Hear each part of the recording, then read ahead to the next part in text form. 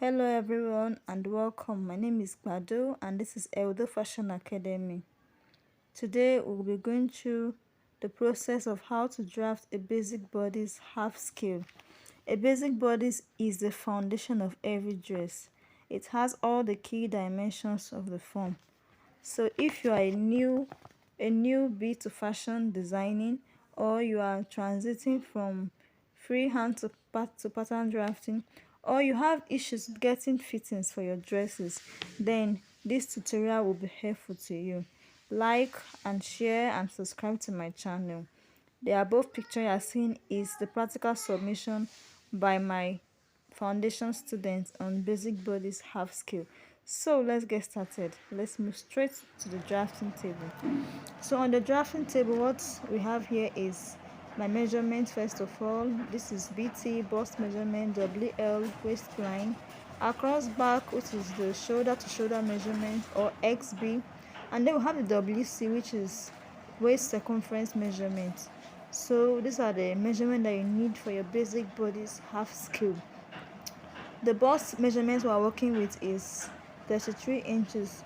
When you divide it into 4, you have 8.325.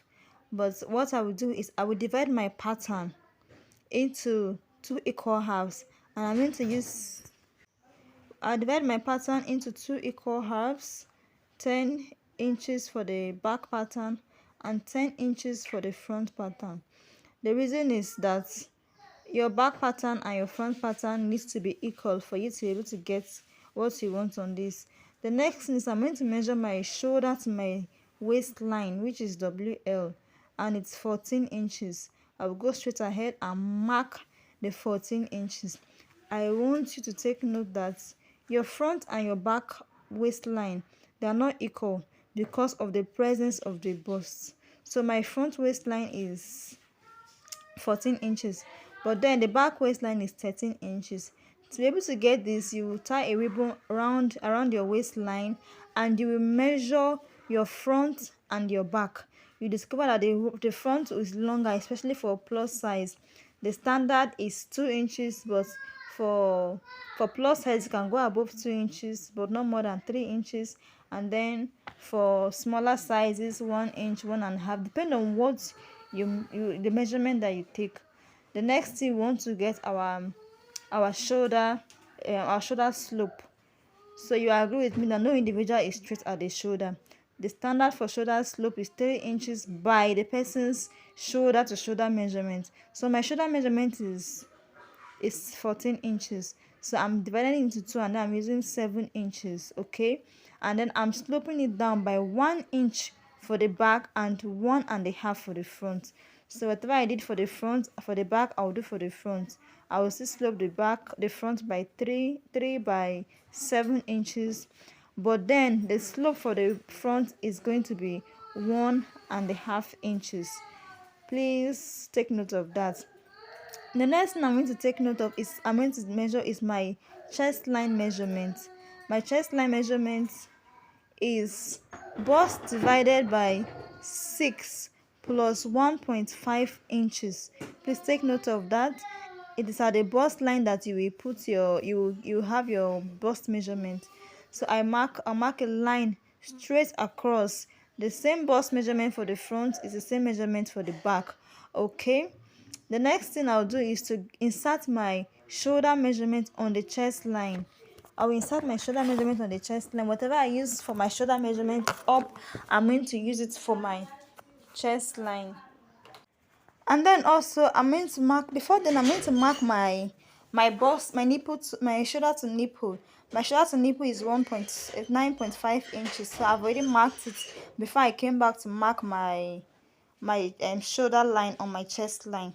So after doing that, I will come up my shoulder line by 2.5 inches, and then I will go in by 0.75 to deepen my armhole. Now this is to remove excess at the armhole area. Okay, then for the back, I'm going to divide my shoulder line into 2 equal halves, and then I will go in by 1/2 inch. Remember, I went in by 0.75 for the front, but for the back we are going in by 0.5 inches. The next is I'm going to mark my horizontal measurements across on my pattern. Okay, and then that's my waistline I'm marking there. I'll add my my dart allowance, and then I'll draw a line and connect it. Okay, so my waist measurement plus my dart. Okay, then what I'm going to do at the back is I'm going to tighten the back. You agree with me that no individual is straight at the back, so this tightening will help the dress to relax well on your bodies. So there's no standard to which the line can go. Your line can go above your chest line or below your chest line. It depends on what you are work it depends on what you are working with.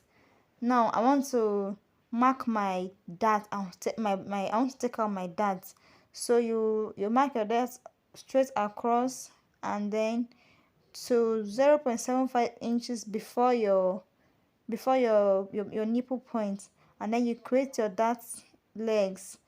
Okay, the next thing I want to do is I want to do the same thing. Mark the dart for my back.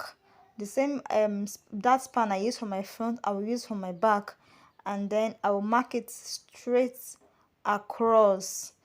Then the difference is that whatever I use for the back, whatever I took away from the back, from the front, I'm taking it away at the back for my dart. It's not a standard. You can use something different. You can use 0.75 in front and 0.5 at the back, or whichever way you are comfortable with. That will be fine. Now the difference between my front and my back is 1 inch. Okay, so I'm going to take away what we call our bust dart. The bust dart is going to reconcile the front and the back bodies together. So after you take away your 1 inch, you discover that it's matching up, the front and the back. Now it's going to match up. I'll mark my horizontal measurement at the back also. Don't forget to hit the subscription button, like, share my videos, tell people around, so that once I post a video, you'll be the first to get notified. I'm going ahead to mark my neckline. Okay, I used 3.5 by 4 inches for my neckline. You can make yours deeper than 4 inches. You can make yours wider, but if you are a plus size, you use maybe 4 inches by 5. If you are like me, or an average 8 size 8, size 6, you can use 3.5. All right, we're done with our drafting. How did you find this tutorial? Did you find it helpful? Like and share, hit the subscription bell, and then get notified. This is a beautiful bodice you have here. So if you're a beginner, you'll find this helpful, and if you're having issues with getting fittings right on your dress, this will also help you. And if you are transiting from freehand to pattern drafting, then you also find this tutorial helpful. Thank you for watching to the end. Bye. I hope to see more of you next. Take care.